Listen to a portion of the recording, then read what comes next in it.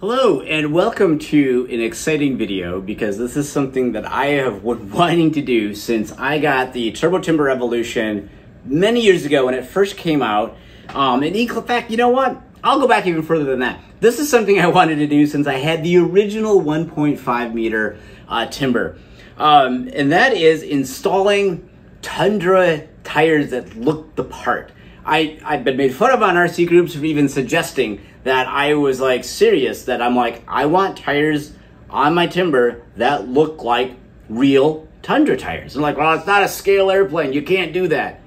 I don't care what anybody says. I really wanted to do it, and I finally have it, and I finally figured out how to do it. So today's video, we're going to talk about how do you go from this foam factory tire. This is the regular timber tire. It's very hard, very not scale looking, just a regular old tire, right? To these beautiful, look at these. These are the 1.7 meter super timber inflatable tires, meaning you can inflate or deflate them as much as you need them to be. As you can see, they're almost the same diameter, but one of them looks like a legit tire. The other one looks like a foam donut. I love these things. This thing is incredible. It looks like a legit Tundra tire. When there's weight on it, it bulges out the bottom. It looks like it's supposed to. When you land, it kind of compresses and it flexes and it moves.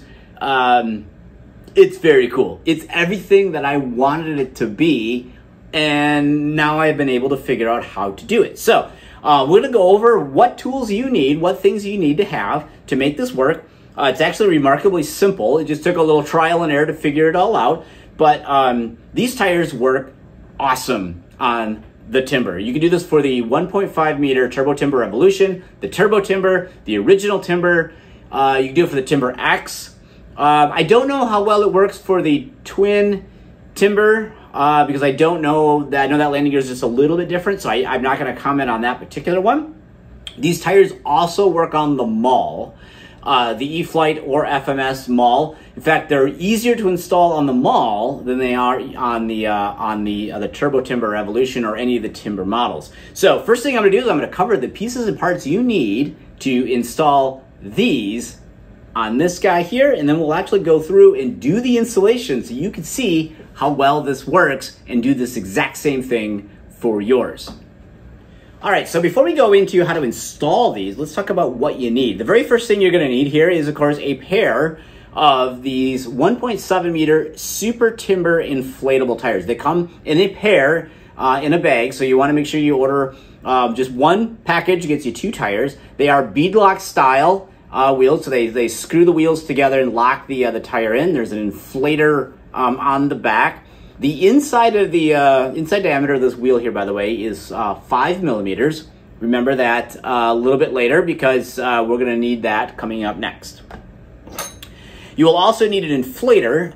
This is so you can adjust your tire pressure. You simply put the inflator in the back here.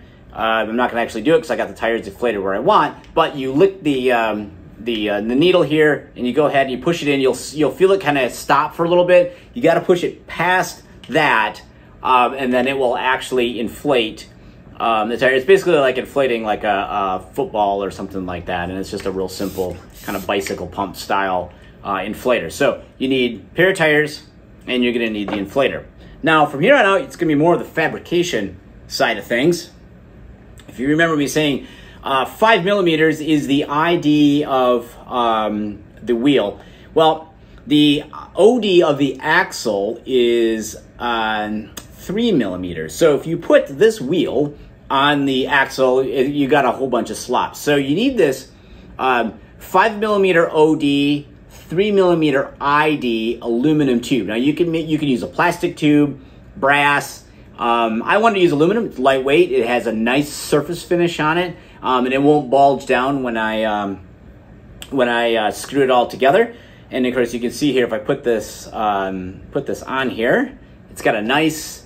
It really kind of stays nice and true. Now, if you noticed on the back side here, there's little gray stuck on things here, right? So one thing I noticed on mine is that the tires weren't as balanced as I thought. So if I did this, they would shake up and down. So what I ended up doing is I used some Pinewood Derby adhesive weights, and I just simply started adding them on the bottom until I spun the wheel on the axle and it was perfectly smooth. And that's what I'm looking for, because I don't want the start to have an oscillation effect as the airplane is picking up speed on takeoff, or when you come down for a landing and it's out of balance and it starts to oscillate. That's going to translate into the airplane. So you can use these stick-on weights here and this the tube to go ahead and balance. So the tube does two things. One, you're going to build a spacer out of that tube, and two, you can use it to balance the tires.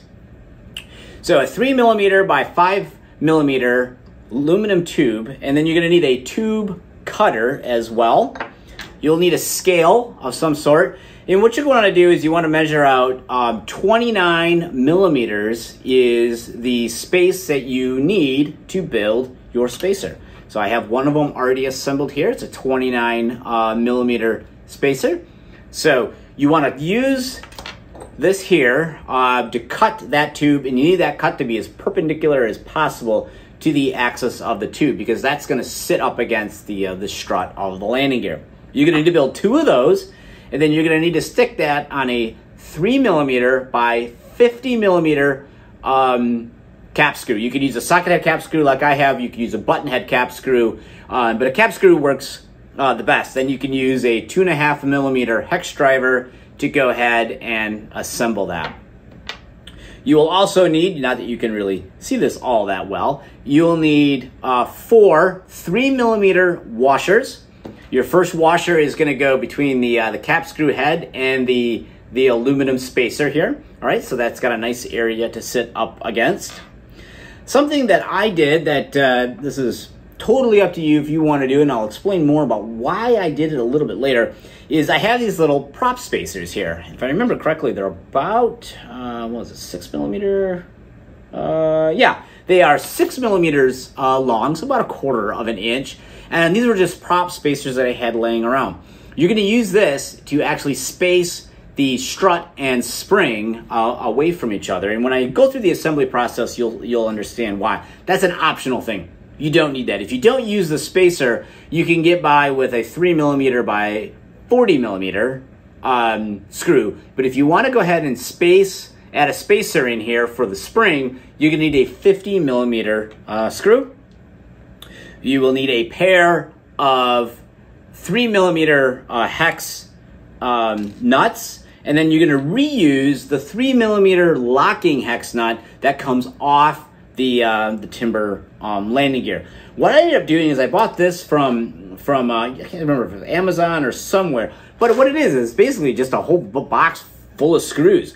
I'm going to be using 3mm screws and washers and nuts for all sorts of projects. So I figured, you know what, I'll just buy a whole box of them, and then I can experiment with it. So the 3mm by 50 is what you want to use if you're going to use the spring spacer. 3mm by 40 is, or even maybe 35. 40 is what I recommend if you're going to use without the spacer. So now that we've covered what you need, let's go ahead and bring the timber back up here and actually walk through the installation process, shall we?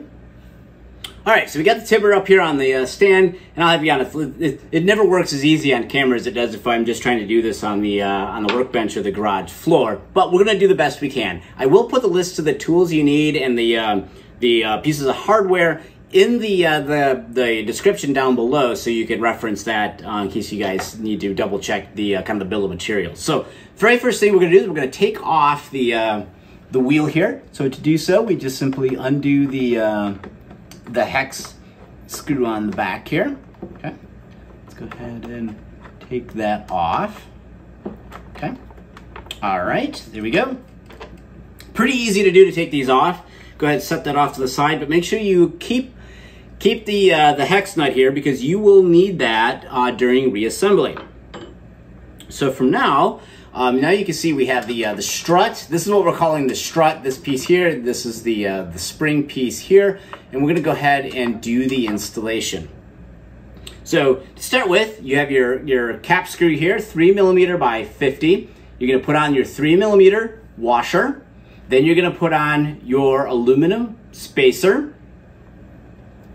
Then you're gonna go ahead and you're gonna put the axle, because this is now becoming effectively your axle. You're gonna put it so that the kind of the side with the clips that go for the hubcap, they're facing outward, and you're gonna use it so the head of the cap screw is facing outward as well. So now I have basically built myself an axle, and you can see here on the back side, see how the aluminum tube sticks out kind of proud of the wheel there? That's so that we'll always butt up against the metal strut and keep the tire from rubbing, as well as the inflator or the weights from hitting. So 29 millimeters, you could go 30. 29 to 30 is about where you want to be at to put this together with that spacer so that you don't have any impact. So with that, let's go ahead and put this cap screw right through the strut here. Okay, I'm gonna come over to this side here. Now we're gonna use the locking nut here, the Nylock nut here from our original factory one. And I'm actually going to use this and put this on first, which you'll understand here in just a second.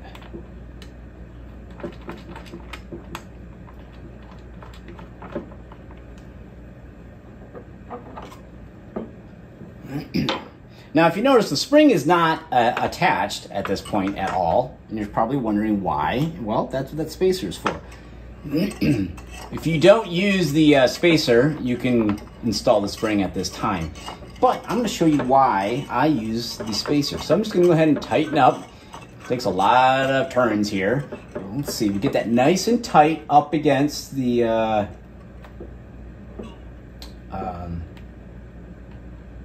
okay, let's get that tight there. Okay, a little bit more, not quite fully seated.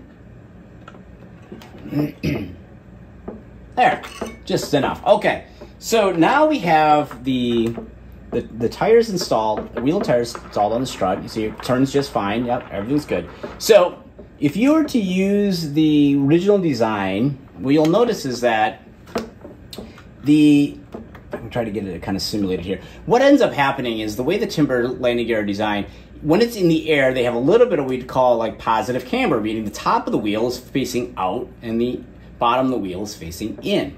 Well, that's how a real Tundra airplane would look. And then when they land, they bulge out from the weight and they kind of sit more vertical.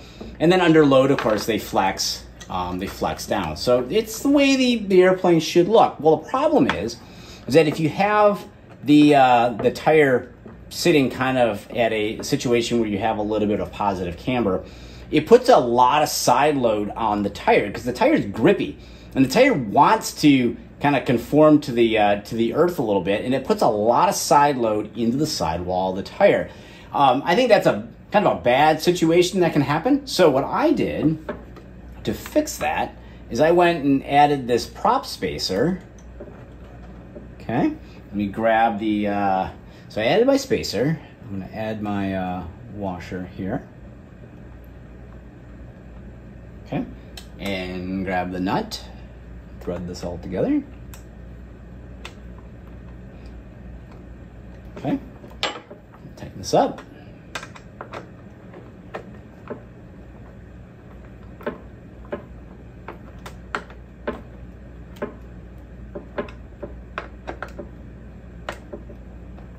Okay, make sure that this is all tight. Just hold the outside here. Okay.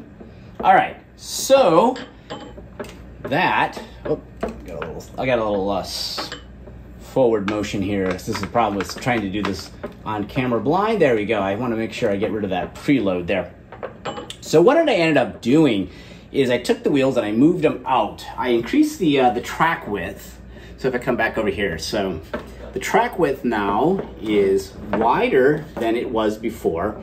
And the tires, when I look at it from here, are actually now pretty close to vertical. So when there's a little bit of weight on them, they will move out just a tiny bit when that's on here. But from the static position, they are pretty much straight and level. So go ahead and put the airplane back down on the ground here. Okay. So now that that's done, when the airplane is now operating and those wheels are vertical, it did a couple things for me. One, move the wheels vertical so there's less side load into the sidewall, but it also increased the track width as well. And by it increased the track width, it also lowered the nose down, especially when you have inflatable tires, because the bottom bulges. So the distance from the ground up to the center line of the axle has now been reduced. When you move the landing gear struts out away from the spring, you're moving them further away on an arc, which did two things: lowered the airplane down, also gave you a bigger track width. It doesn't seem like much, but what I found is by doing that, the ground handling is far better than it was before, and it was never bad to begin with. So that was an added bonus that I didn't really think was going to be noticeable. But most of the time, if you land and you make a sharp turn at the end of the runway, I would end up tipping. I would tip the airplane and I would scrape the wingtip. I'm like, oh, well, that sucks, but that's what I get for doing that. What I found from this is that it doesn't tip anymore. As sharp of a turn as I want to make, the airplane just goes around the corner. It doesn't tip anymore. So that little bit of difference, that 6 millimeter space that I put in between the spring and the strut, was just enough to move the gear out further for a wider track width, move the gear up, lower the center of gravity down in the airframe in the Z direction. It made a significant difference in ground handling. So extra bonus. The other thing I noticed too is, of course, you don't know how much air is really in these. You can't really put a tire pressure gauge on it. So I kind of set these so that they have a little bit of bulge. The wing's not on, the battery's not on, but if I kind of simulate a little bit, yeah, they have a little bit of bulge, so you can kind of see from that in the sidewall. And I figured, you know what, that's probably a good starting point. Turns out that's a fantastic starting point. I did probably, I don't know, a dozen or more touch and goes, full stop landings, and I plopped this thing in pretty hard a few times. Other times it was just, you know, buttery smooth, but I wanted to test how these things work. And what I found was that with the pressure the way they are now, the tire begins to collapse. That load gets transferred into the spring and the suspension of the landing gear. The landing gear deflects and moves up. The airplane settles down, and then it smoothly comes back up. It was perfect. It was exactly what I wanted it to be. It was everything I dreamed that I wanted in my timber, and these tires delivered. They're lightweight, they're easy to use, they're the inflatable tires that look the part. They don't look like the foam donut anymore. They look like legitimate, real Tundra tires, and they work. In fact, I think they work awesome on these lighter airplanes. So if you have them all, because we talked about that one, it's even easier to install. You just need a 4 millimeter ID by 5 millimeter OD by 30 millimeter aluminum spacer. Basically the same thing I made here, except for it's got to be 4 millimeters on the ID. We've tested it on the Mall, we've tested it on the Timber. Both aircraft totally transformed how the airplanes land, how the ground handling is, how they look. It's a win-win-win every way you can think about it. And I think that on the 1.5 meter, 1.2, 1.3, in that range, these tires are absolutely phenomenal for what I'm looking for. I don't have anything bigger. This is really one of the bigger airplanes that I have. It's the only, you know, bush plane that I have. So I don't know how well they would work on a big plane, but I can tell you what, putting them on a 1.5 meter plane is awesome. Love it. Highly recommend you guys doing this. It will transform what you think about the Turbo Timber evolution, any of the Timber models, including the Mall. A couple things that I did notice after kind of researching the tires and kind of watching some of the larger planes flying with these is I think they work best in grass, honestly. If you're flying from pavement, I just keep the foam ones on. If you're flying from like real rough gravel or sharp gravel or anything like that could puncture the tire, yeah, keep the foam ones on. Fabric runway works really well, but you don't really need them on a fabric runway. So if you're operating from a grass strip, these things are absolutely like perfect. They're brilliant. I love everything about these tires on grass. It is exactly, it looks right. The plane looks like it belongs there. It made me enjoy flying from grass all over again. In fact, I skipped the fabric runway pretty much every single time and just stayed on the grass because it was so much fun to operate from the grass with these things. So I think pavement is just not the right surface for them. You got to think about it as a real tundra tire. They're not designed to fly, you know, they're not landing at O'Hare or LaGuardia or LAX or anything. They're landing in fields, they're landing in the tundra, right? They're not landing on pavement. They're landing on different surfaces. So if you're gonna fly from pavement, I would just leave the foam tires. If you're gonna fly from grass, then by all means, these are the way to go. I can't say enough good things about them. I'm totally shocked. I like the way they looked. They did exactly what I wanted them to do in terms of the looks and appearance. The bonus of the fact that the ground handling is that much better was a shock. I didn't expect it. If it did nothing more than just cosmetic, I would have considered this a win. The fact that it had improved the ground handling so much was something that I did not expect, and that was a big surprise. So if you're on the fence about doing this project, you can do it for looks, you can do it for ground handling, you can do it for both. It doesn't matter. It's well worth it. So if you guys got any questions on how to do this, as you can see, this is a really easy install too. This was a no-brainer install. So if you guys got any questions, just leave them in the comments below. One thing to note though is that because these tires do lose a little pressure over time, keep the inflator with you. Put it in your flight bag. Take it with you. So do that and have the inflator with you in case you do need to pump the tires back up a little bit. I wouldn't let them sit out in the sun. You know, like obviously you're not going to store the airplane outside, but UV and rubber tend not to get along very well. So I wouldn't necessarily store the airplane outside or leave it in direct sunlight, like in front of a window perhaps, something like that. Kind of store them in the shade or keep them out of direct sunlight. They'll last a heck of a lot longer because that's just what tires do. Same with your tires on a real car, for instance. UV will eventually degrade those. It'll take years, but it will degrade over time. So my plane will sit in the garage. Kind of out of direct sunlight anyway when I'm not flying it, so it should be fine. But just kind of an extra little tip there that may help you out in the future. So if you guys got any questions, leave them in the comments below, and by all means, run out and get yourself a set of these tires, get some hardware, get that aluminum tube, do this modification to your timber. You will not regret it.